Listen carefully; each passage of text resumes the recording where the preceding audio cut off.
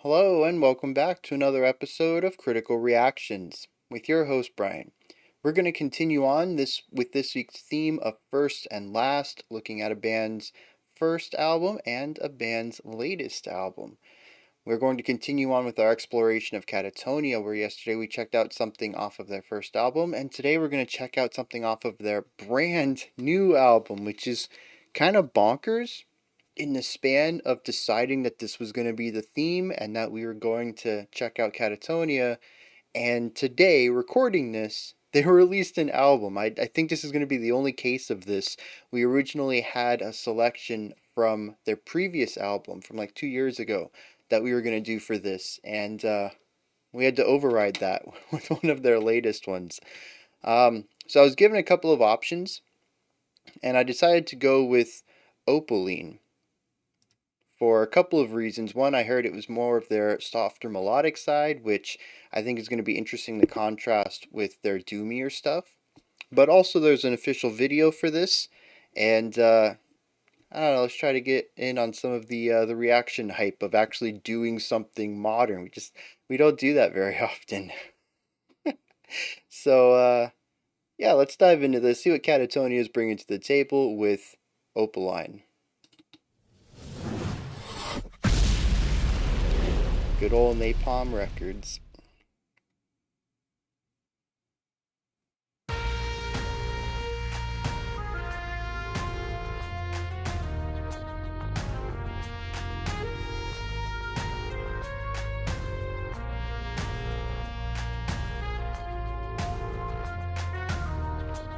Very electronic. We have the hand claps in there, which are pretty popular with pop music.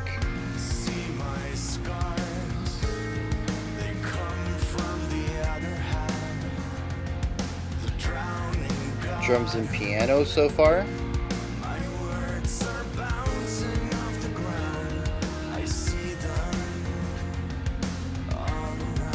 Vocal harmonies. Ooh, that one chord.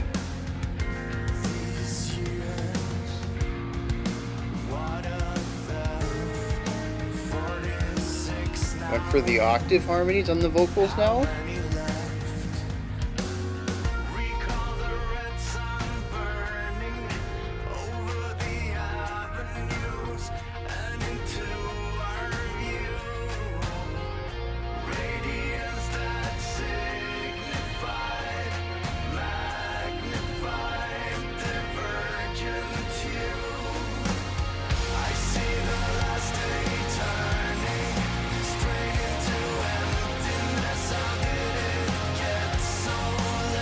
Really nice transition into this section. It almost feels like an extension of our previous part rather than a shift into a unique chorus.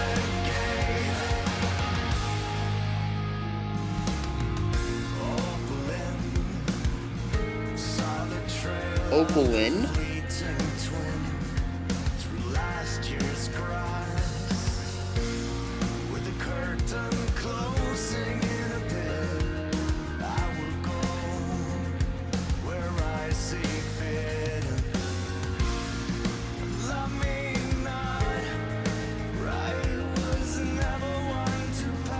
Love that bass line. Got a really great drive to it.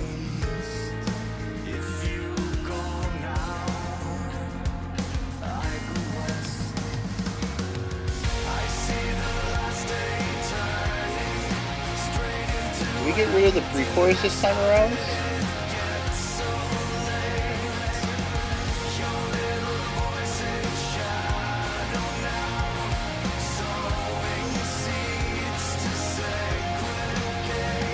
That offbeat open hi-hat.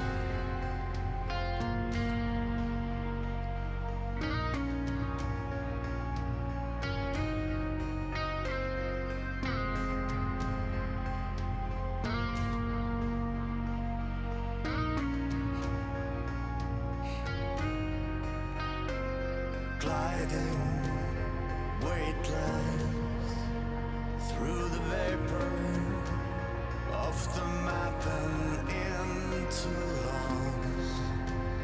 No more wisdom. wisdom here together.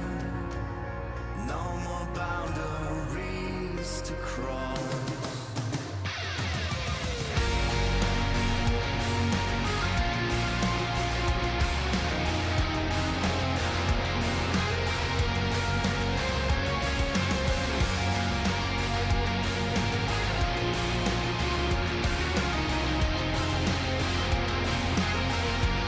We're going to drive this right back in. I see the last day turning straight into emptiness. How did it get so late? Your mirror voice in shadow now, sowing seeds to segregate.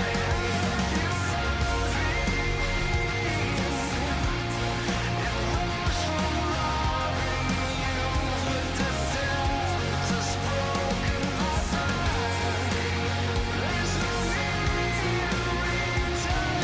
The vocals are really interesting in this section, both the layers and the compressed.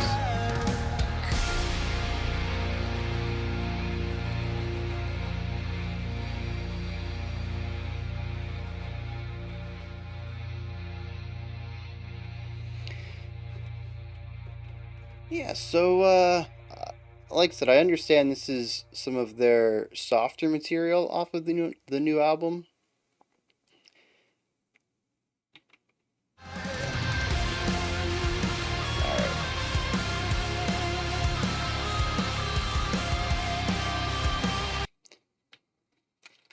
Yeah, I understand that some of the softer material off the new album. I had the opportunity to check out. Was it this one? Yeah, my other choice was Colossal Shade, and I'm sure there's gonna be some people who are like, bro, you should have done that instead. And like, yeah, maybe there's that's gonna be possible with every single song. There's always gonna be, someone or someones who are like, this other one would have been a better choice. But I see it all the time. There's no such thing as a perfect choice. So I'm happy with this though. Um, because it creates some interesting perpendicular lines, because normally we'd say, oh, there's some parallel ideas going on, but no one ever talks about perpendicular ideas. But this is almost the exact opposite of what we checked out yesterday with Without God. And I think that's really neat. I want to explore what the song did, then contrast it a little bit with what we heard from them yesterday, and kind of showcase how they have changed their sound a little, and in what directions, and what I can maybe glean into their some of who they are now, I guess would be a way to word that. And then we'll dig some lyrics and get out of here.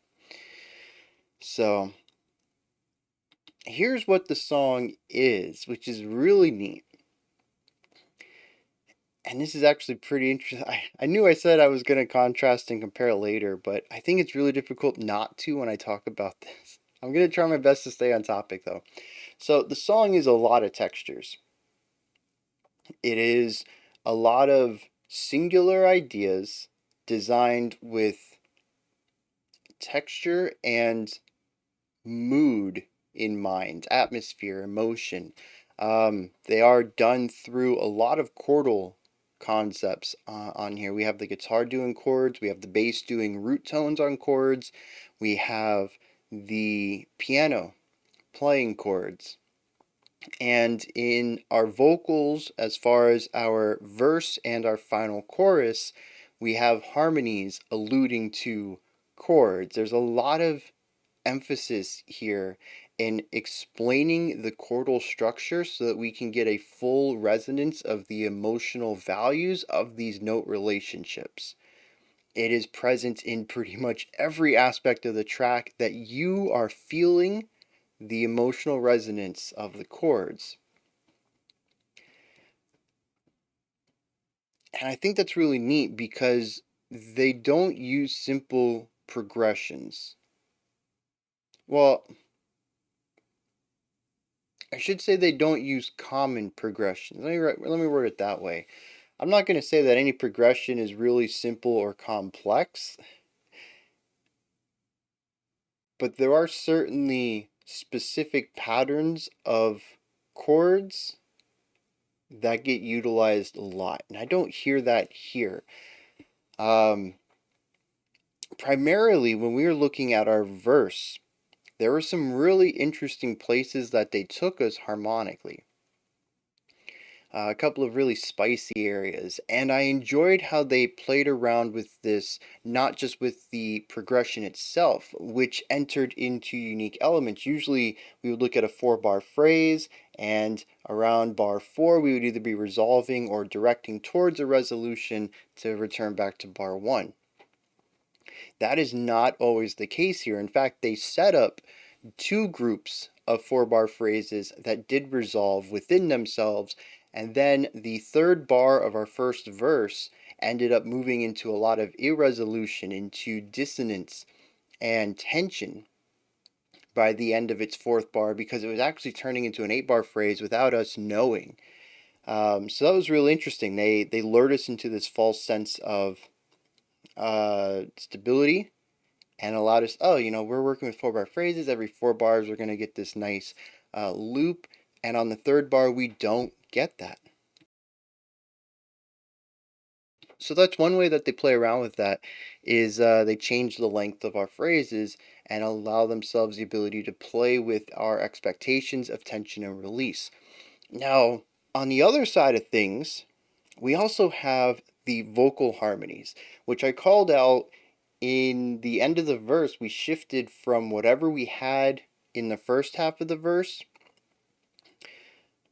I think there was a fifth, but I don't have perfect pitch, so I'm just kind of, it's around that area. It was too large of an interval to be a third, and it had more stability than a fourth would. So I think it was a fifth. It's somewhere in that area though.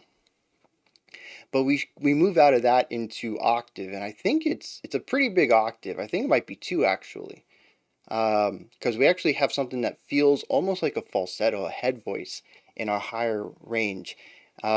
Interestingly, it was pulled back a little bit more than our previous harmonized vocal was, volume wise, and they kind of pushed it into the mix just a hair bit more. I wonder if the just being up there in that pitch and that range was causing it to narrow down a little bit and pierce through the mix a little bit heavier than our more comfortable chest voice that we had in our first harmonized vocal. And so they pull the volume down a little bit on it so it doesn't cut through as far. That was an interesting little detail though. But I love that because, a lot of the times when a band is going to harmonize, they'll pick one interval and stick with it. Especially with vocal stuff. Like with guitar stuff, you can also do like pedal tones. That's another normalized one. You either stick with the same interval, or one instrument never changes its note and the other one does. So you get different intervals, but you never get a different root.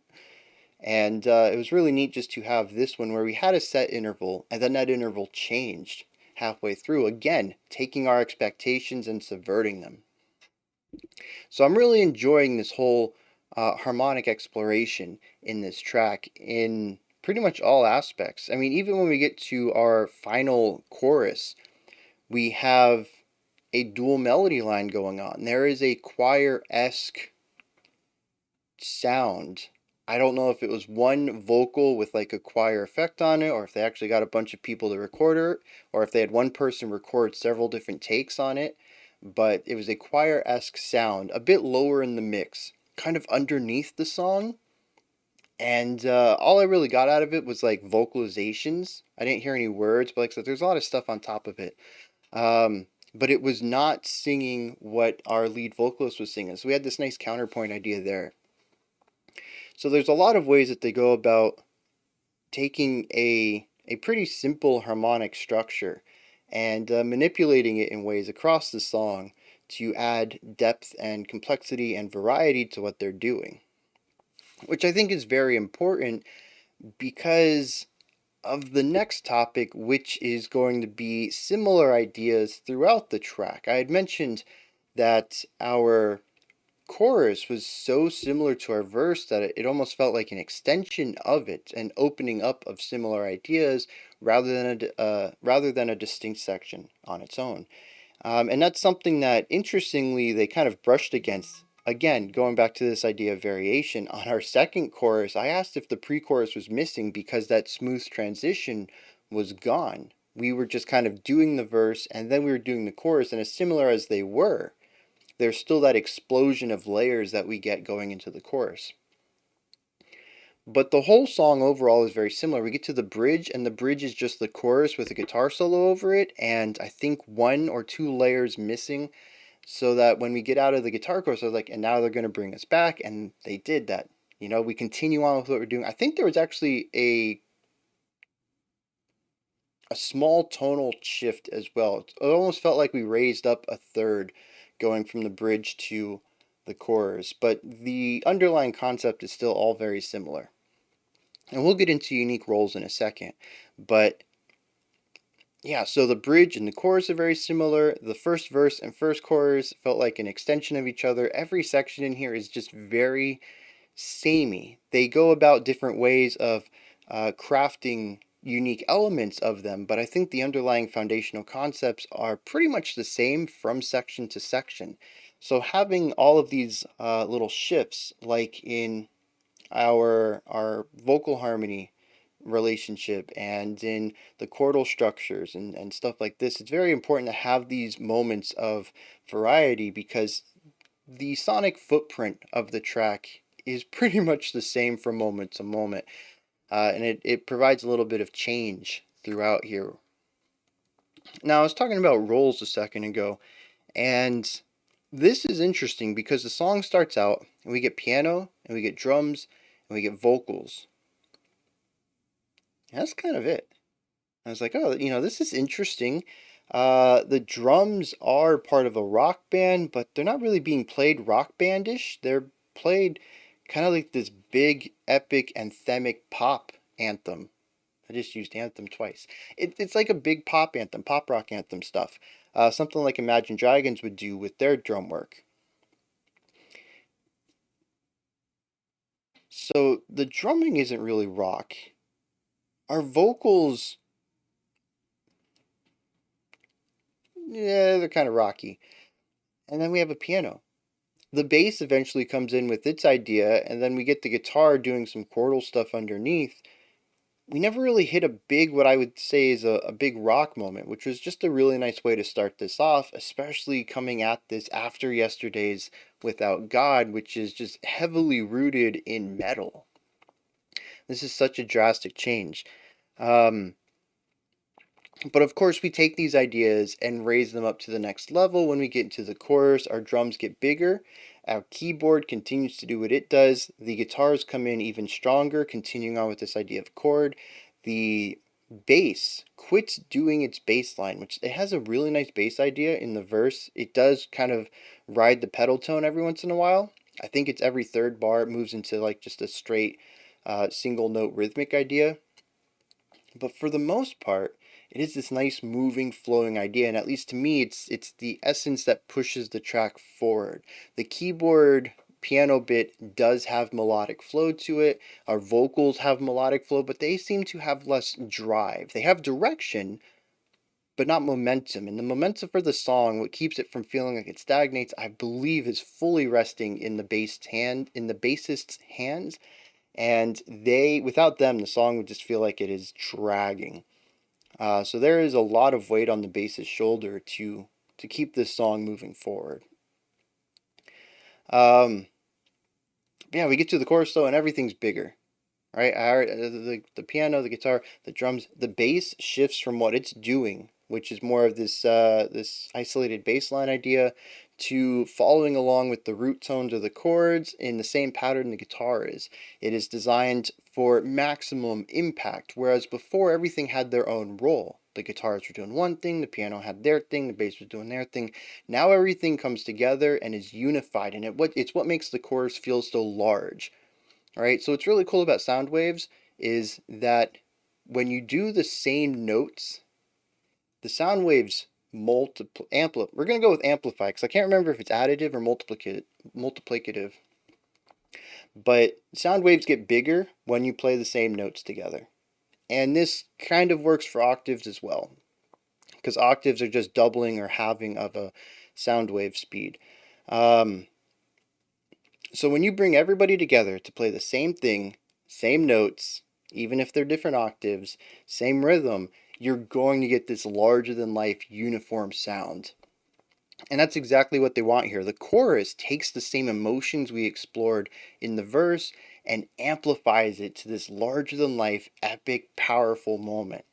Um, and it is this beautiful conjoining of all the individual elements together for a greater effort.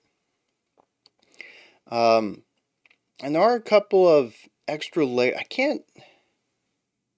Maybe it is just the amplification of things that bring the extra layers. Because when we go to the bridge, we kind of lose this width as well. The guitar solos come in. And then when we get back to our final chorus, that extra width is there. It doesn't feel so empty anymore. But I called it layers earlier, and I think it's just, it could be a production thing. It could be a widening element. Um, it could just be the effect of having everyone doing the same thing. And that's pretty much how the song is comprised. We have neat turns, neat chordal and melodic turns in our verse, larger than life chorus. Melodic and harmonic turns in the verse, larger than life chorus, slightly smaller than life chorus so that we can have some neat guitar solos, and then we end on a big note again where I mentioned that we have an additional vocal line, this choir-esque sound on the bottom that's filling in the low end, which is really cool because we fill in the high end with all this big, large anthemic stuff. And it takes me on an interesting journey. There's definitely some tension in the verses, some darkness. It's a little melancholic, but not sad.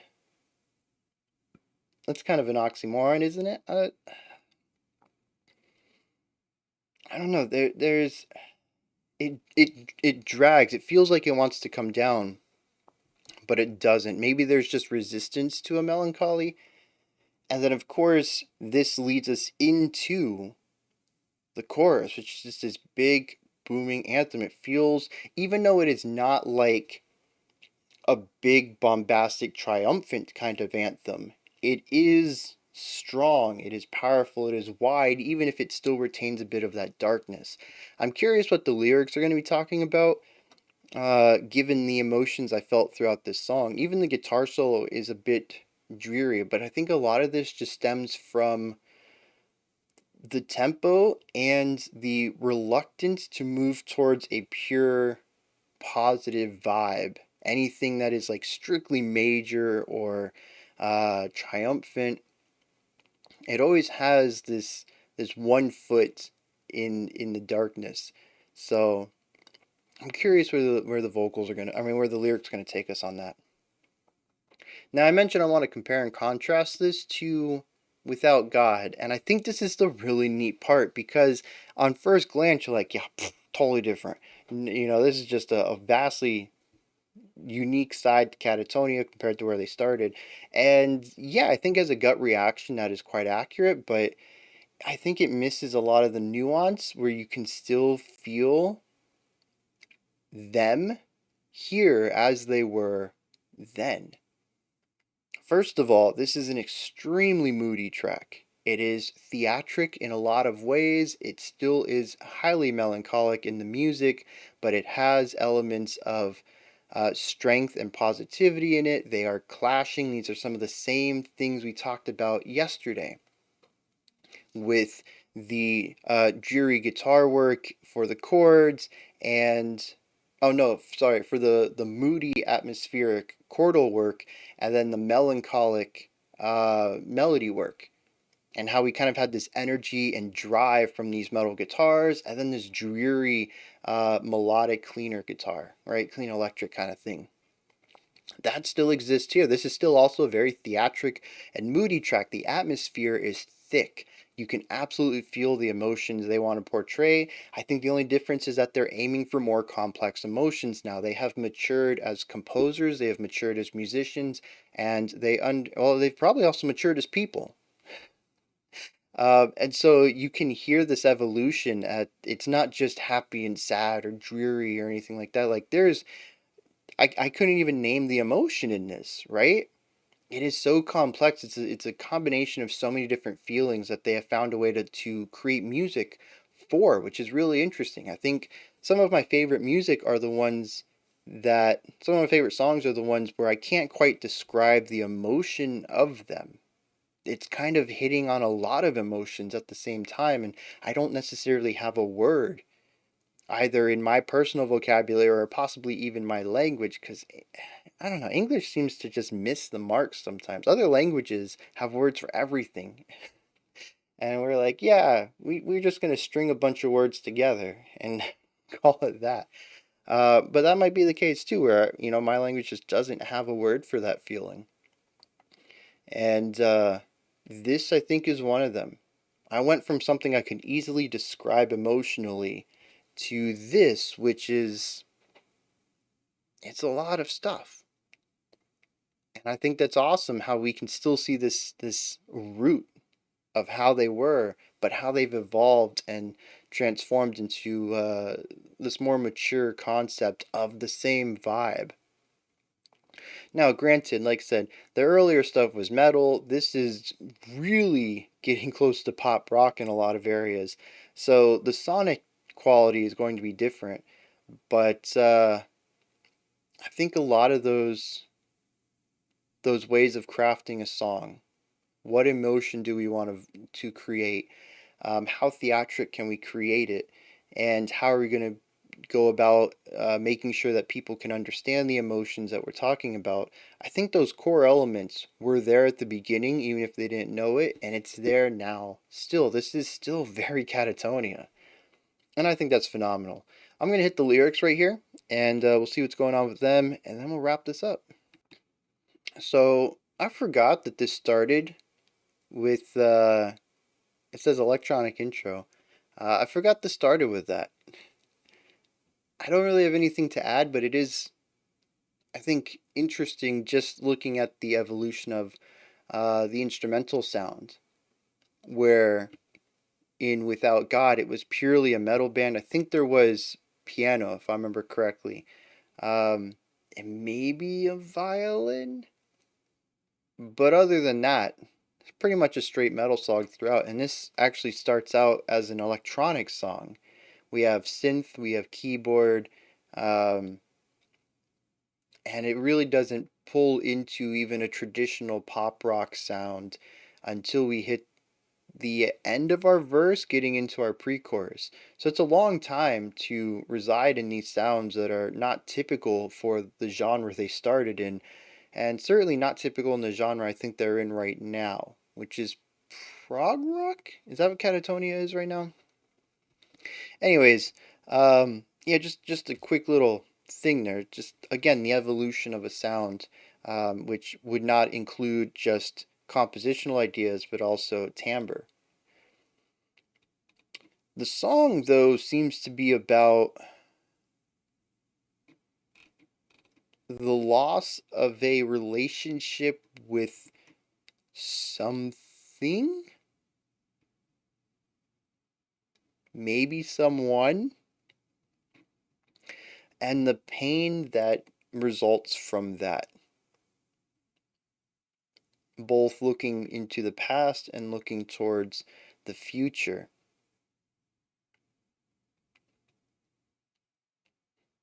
One stanza that stands out to me says, "But your back was turned, my heart had to learn. These years, what a theft. 46 now? How many left?" Both looking at this as a loss of the relationship itself, right?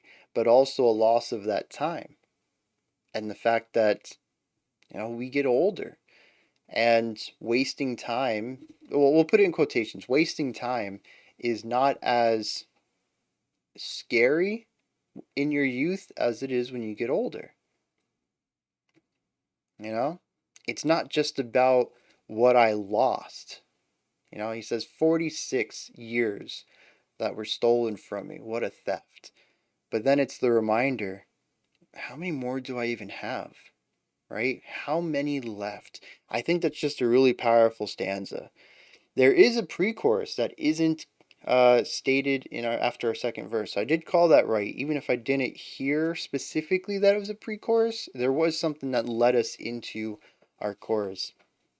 Now, I don't really understand what's going on in a lot of this, um, moment to moment. I kind of get the overall vibes, but there's a lot of very theatric language going on, which it's also kind of over dramatic in a lot of ways. More concepts that are tied back to their original writing as well. The lyrics could have been written back then. I think there's a little more nuance here than Without God, but there's still a lot of that flowery language and excess metaphor being utilized. I say excess, there's just a lot. I don't want to say that it's excessive or that there's too much, but there's a lot of it.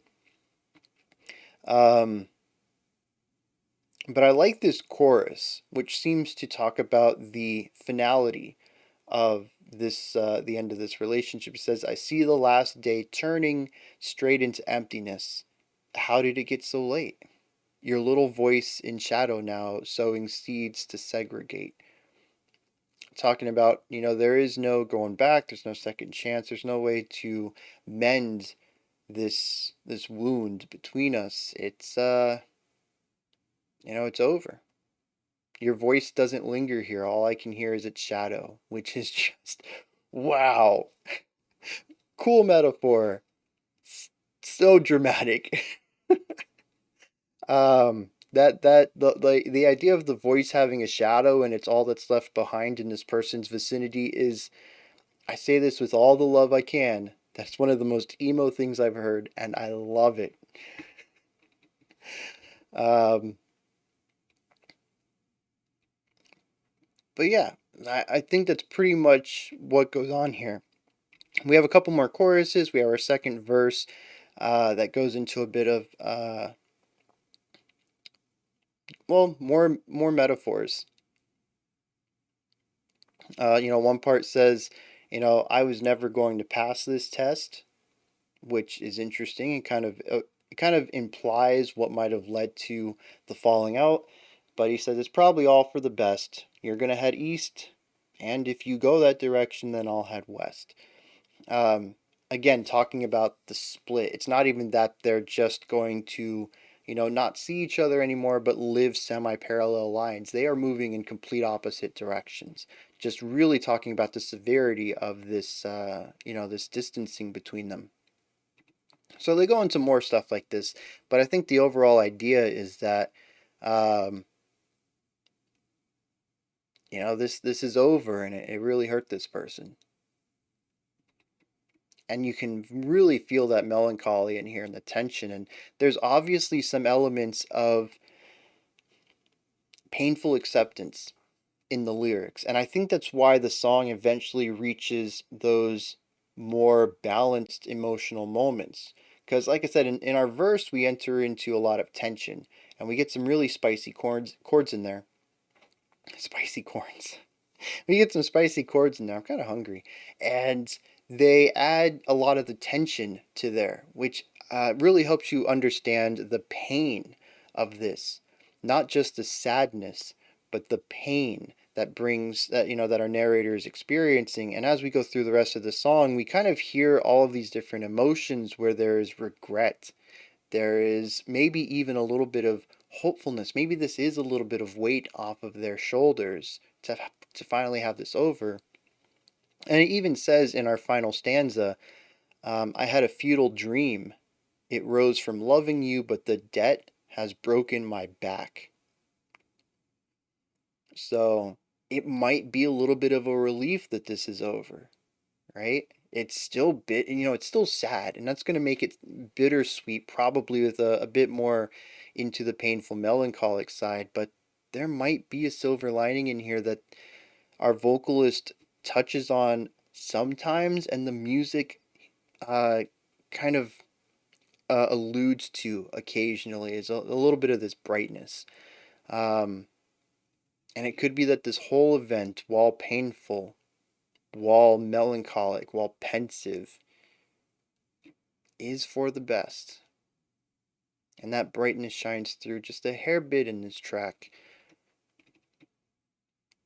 Those are my thoughts on Katatonia's Opaline. Opaline? I think he said Opaline in the track, but that makes no sense to me. The E would make the I have a different, well, in English, the E at the end makes the I have a longer sound, so we'd either say Opaline or Opaline.